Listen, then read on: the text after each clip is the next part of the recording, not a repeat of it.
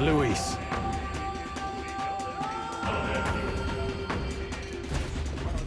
Let's hurry.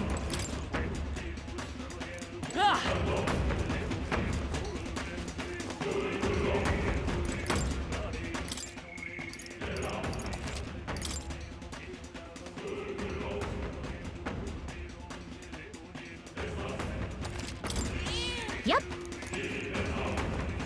It's all well. I'm heading out.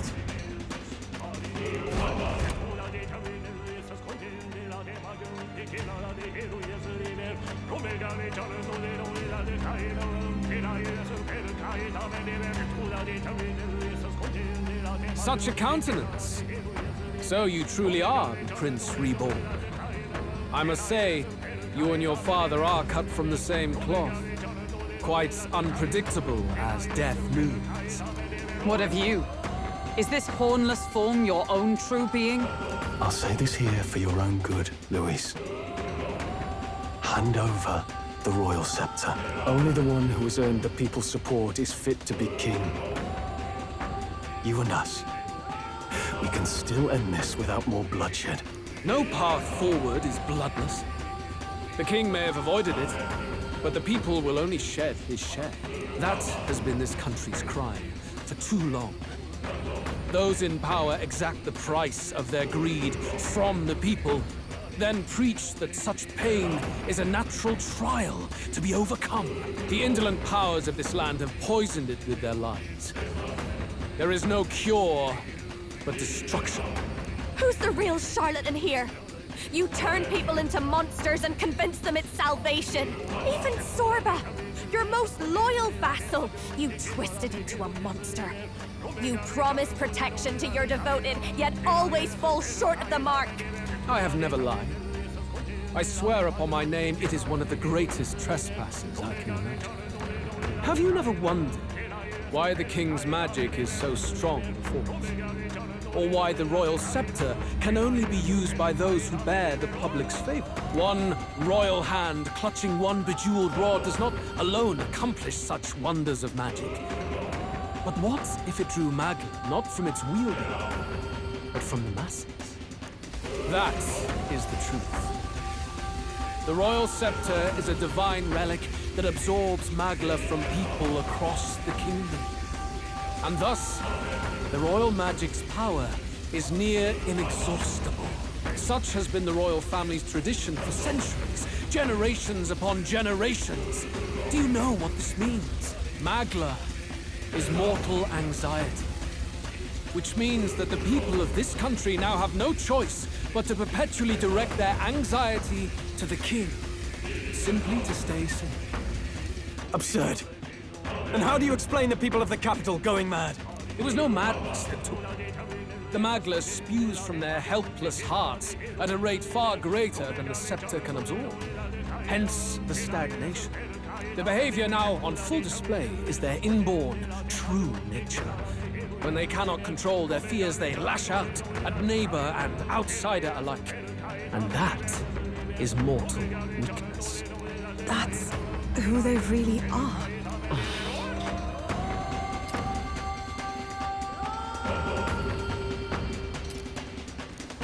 In a world like this, order built on mutual understanding is but a dream within a dream.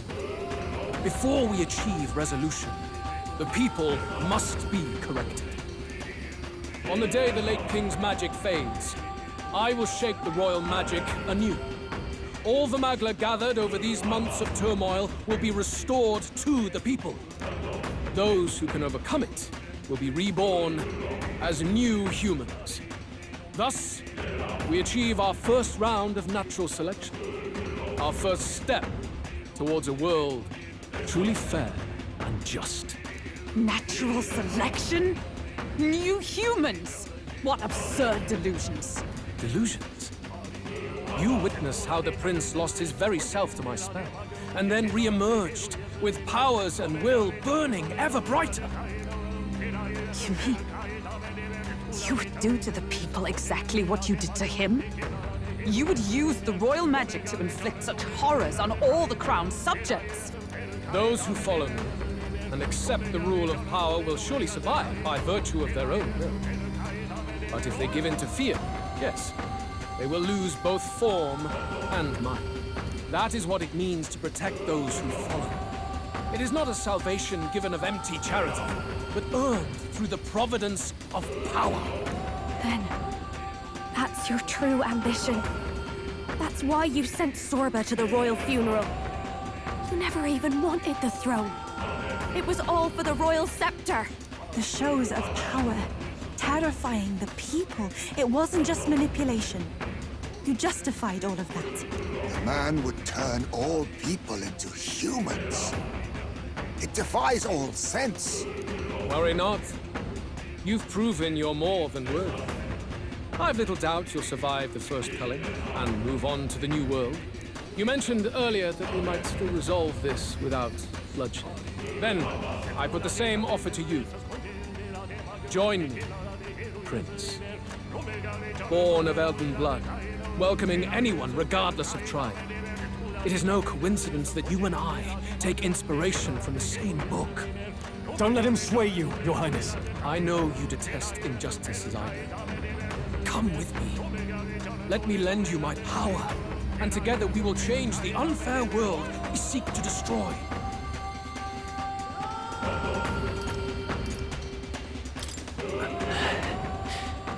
Hey, really? Are you hesitating now? Why hesitate? Surely you, of all people, understand this ideology. Should you deny me, then what? How would you fix this country? You must have seen it everywhere you traveled.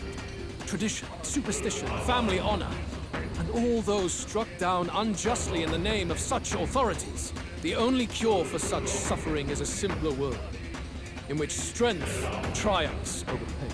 It is not a solution without cruelty. But surely the fairness it would restore to our lives is worth any sacrifice.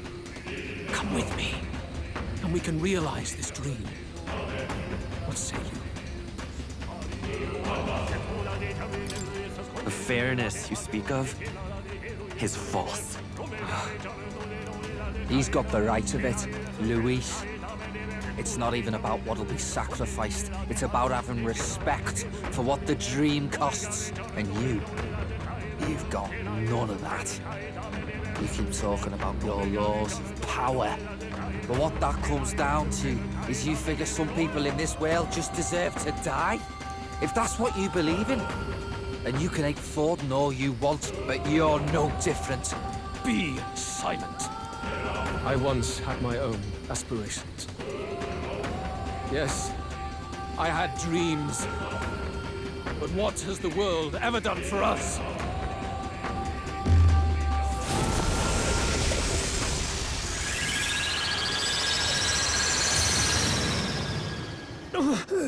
What's happening?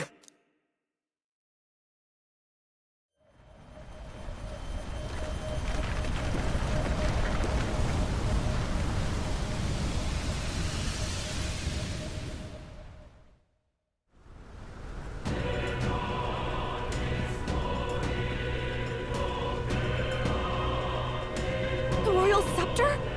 But how? So be it. There is still time until my magic settles upon this land. Until then, I will watch the world collapse from my perch at the top. Wait! Luis! I have done this for their sakes, not for mine. History and the will of the people will prove that. If you have the strength to weather this storm and come to me, I will deem you a worthy opponent. It will be a mercy to you, at the very least.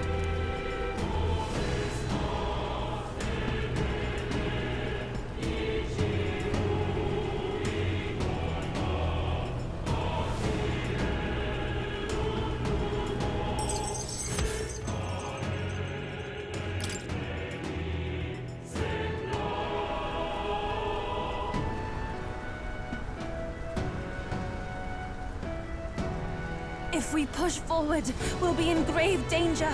This storm itself is a maelstrom of pure magla. Maybe this is just what it looks like when the people's minds are slaves to their anxiety and fear. That doesn't mean the solution is to deform them into monsters. The man's an arrogant lunatic. We must give chase somehow. All aspirants to the throne.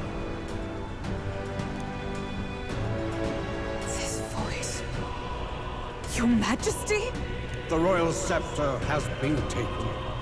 Luis now wields the royal magic to his own dark ends. Luis was one step ahead of us. We did not expect him to seize and use the scepter before the final deadline. His magic will be set in motion on the very day that the new king is to be decided. Such is the decree. So it's just as Luis said. He won't let this campaign end any way but his. The bastard always loved making a spectacle of this. Your Majesty, you were killed by Luis yourself. Doesn't it matter to you that he may succeed as king? I had sought death long before he granted it. You wished for your own death? But why? The ideals I once believed in. I no longer had the power within me to fulfill them. Thus, I ensured my very life would serve as key to activate the royal magic. Should revolutionary fervor seek to destroy my regime, should Luis or any other malcontent take my life, therein would lie the catalyst. Thus would I appear, on a day so appointed, with form and voice, given life by royal magic. I see. No wonder the magic survived even the prince's reawakening.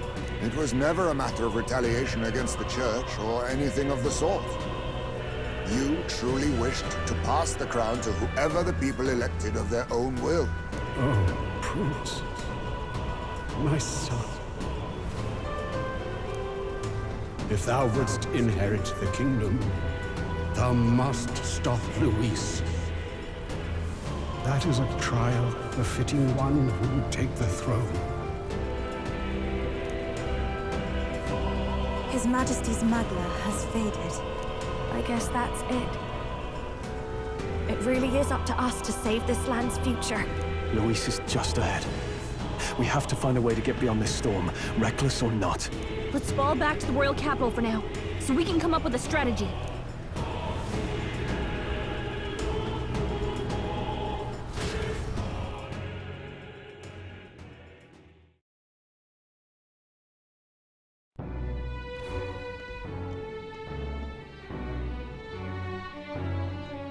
Hey! He's running that way! Kill anyone who stands against Count Luis! We fight for justice! Make them understand! 'Tis a battlefield out here. They know nothing of their savior's true intent, yet the streets are teeming with self-declared military police. What's a man supposed to do when they're running around screaming about justice with bloodshot eyes? So it's a crime to even disagree now. He said this was just their nature. I suppose I can see where his disappointment springs from.